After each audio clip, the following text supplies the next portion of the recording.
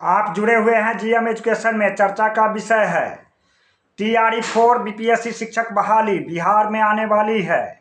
शिक्षक अभ्यर्थी की समस्या है अनेक, कौन करेगा निदान, कौन बनेगा बंशीधर ब्रजवासी, इस बात पर चर्चा करेंगे विस्तार से। पहली बात है कि 10 दिसंबर एनआईयूएस शिक्षक अभ्यर्थी के लिए आया सुनहला अवसर। समीक्षाधीन का आया निर्णय। हम बात करते हैं एक एक करके कि 2 पेज में 5 कॉलम में आया है समीक्षाधीन सुप्रीम कोर्ट का निर्णय। इस पर चर्चा करेंगे विस्तार से कि एनआईयूएस शिक्षक अभ्यर्थी अन्य संस्थान या पदोन्नति के अवसर के लिए आवेदन के माध्यम से किया था मांग। इसमें 22/9/2017 को सुप्रीम कोर्ट एनआईयूएस के शिक्षक अभ्यर्थी को जो प्रशिक्षण प्राप्त था इसको माना था कि किसी सरकारी विद्यालय में या निजी विद्यालय में कार्यरत शिक्षक के लिए यह प्रशिक्षण प्रदान किया गया था। इसको बात को मानते हुए बहस के दौरान सुप्रीम कोर्ट ने माना और अपनी ही समीक्षा का निर्णय को बदला और उन्होंने कहा कि 10/8/2017 को उन शिक्षकों के हितों की रक्षा के लिए जिन्हें सुप्रीम कोर्ट के 28/11/2023 के निर्णय से रोजगार के अवसर, अन्य संस्थानों में पदोन्नति या फ्रेश रिक्वायरमेंट के लिए योग्य माना गया था, इस बात की समीक्षा की गई और इसके आलोक में निर्णय दिया जा रहा है। आदेश प्रदान की गई है कि यह 18 माह के कोर्स किए हुए प्रशिक्षण प्राप्त अभ्यर्थी योग्य माने जाएंगे जिन्होंने 10/8/2017 से पहले किसी निजी विद्यालय या सरकारी विद्यालय में कार्यरत शिक्षक हो सेवा प्रदान की गई है।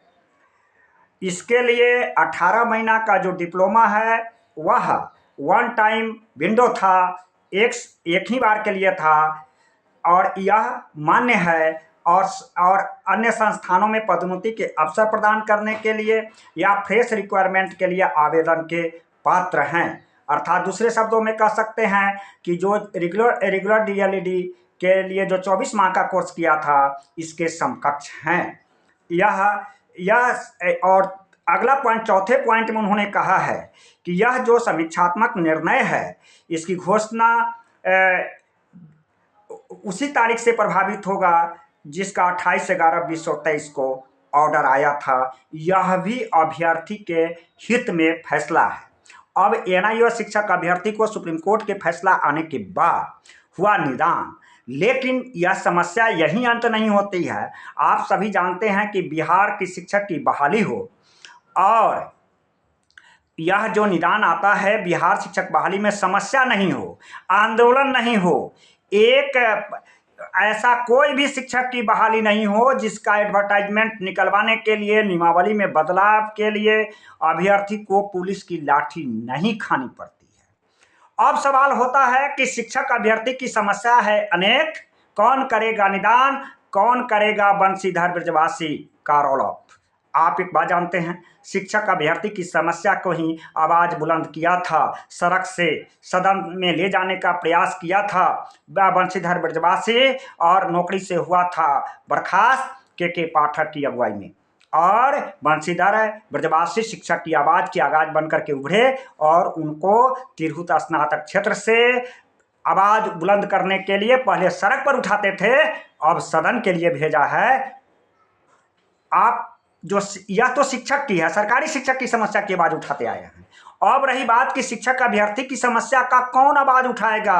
कितनी समस्याएं हैं, चाहे गेस्ट टीचर हो, अतिथि टीचर हो, चाहे 2018 में इनकी नियुक्ति हुई, 2015 में संशोधन किया गया, कैबिनेट से मुहर लगी और कैबिनेट में मेधा अंक के आधार पर अतिथि शिक्षक की बहाली हुई। 6 साल सेवा के बाद 2023 में इनको नौकरी से बर्खास्त किया गया। इनकी भी एज की समस्या है, समायोजन की समस्या है और ये इनको किया गया है बाहर। इसकी लड़ाई कौन लड़ेगा। 2023 में भी अब एजेंसी के द्वारा अतिथि शिक्षक की, गेस्ट टीचर की बहाली हुई और नौकरी से बाहर कर दिया गया। बात आती है उम्र की बाध्यता पर, चाहे स्टेट की परीक्षा में प्रवेश हो हमारे बीएड वाले हैं, रेगुलर वाले हैं, डीएलईडी वाले हैं, एनआईयूएस अभ्यर्थी है, 50,000 ऐसी अभ्यर्थी है जो कि उम्र की बाध्यता के कारण टीआरई 4 की परीक्षा आने वाली है, उससे वंचित रह पाएंगे। कौन करेगा लड़ाई, कौन बनेगा बंशीधर ब्रजवासी, इसके लिए कौन आगे बढ़ेगा, यह निर्णय लेने की जरूरत है, आगे बढ़ने की जरूरत है। मल्टीपल वैकेंसी की प्रिवेंट की बात हो, मिनिमम सुप्रीम कोर्ट का फैसला आया है, सुप्रीम कोर्ट का फैसला आया है, चाहे किसी भी तरह की बहाली की प्रक्रिया होती है, बिहार ही नहीं अन्य प्रदेश में भी होती है, इसमें जो आयोग है वह केवल मानती है मिनिमम वैकेंसी को फुलफिल कर देना है।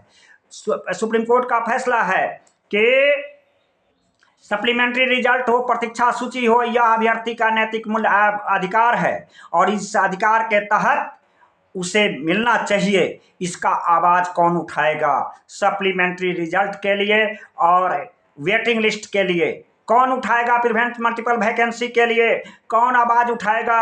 आपको अधिकतम उम्र की बाध्यता को समाप्त करते हुए शैक्षणिक और प्रशैक्षणिक प्राप्त जो किए हुए हैं अभ्यर्थी, जो शिक्षक बहाली के लिए मापदंड है, स्टैंडर्ड स्केल बना है, उसको वह फुलफिल करता है। केवल उम्र की बाध्यता से इसका रोका नहीं जा सकता है। आगामी शिक्षक की बहाली में इसका आवाज और आगाज बन करके कौन जाएगा सचिवालय में, कौन जाएगा सदन में बात रखेगा? कौन संजीव सौरभ बनेगा, कौन बंशीधर ब्रजवासी बनेगा, कौन संजीव कुमार बनेंगे?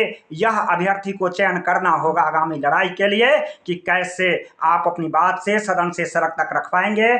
इसकी प्रमुखता से रखना चाहिए। आप जाते हैं मंत्री के यहाँ, आपकी बात सुनी नहीं जाती है, इसके लिए आपको अपने संगठन को मजबूत करना होगा, तभी बात आगे बढ़ेगी। आप बहुत सारी बात है। एनआईयूएस से प्रशिक्षण प्राप्त हुआ 31 मार्च 2019 तक कंप्लीट कर लेना था। बहुत सारे अभ्यर्थी को 50% से मार्क्स से कम आया है। इंटरमीडिएट में था, मार्क्स दिया गया, ऐड किया गया, सर्टिफिकेट में भी अभी त्रुटि है, उसका सुधार कौन करवाएगा? चूंकि शिक्षक एक जमात है, समस्याएं अनेक है, उसकी समाधान कैसे होगा?